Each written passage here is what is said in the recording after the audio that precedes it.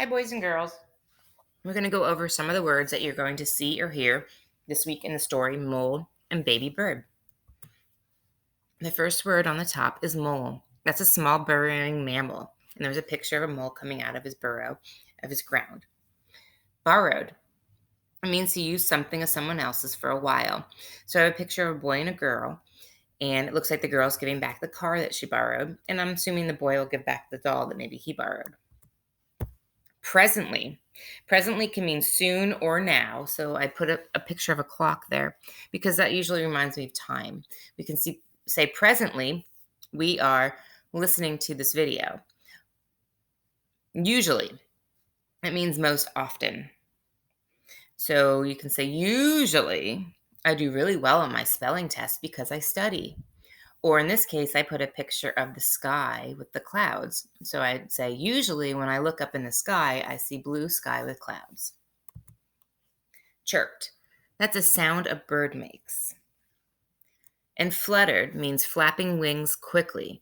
So there's a picture of a hummingbird whose wings go really, really fast. That's why they look blurry. And he's hovering, which means kind of staying still over a flower while fluttering his wings really quickly so he can drink some of the nectar. Wild.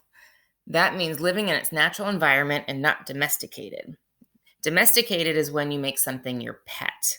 So I put a picture of a bear there. He's living out in the woods, in the wild, and he's not a pet. So he's a wild creature. In the middle, we have the word nearly. That means very close to or almost. If you look at the picture of the owl, it looks like he's laying down on the ice, but he's flying. He nearly touches the ice as he flies above it.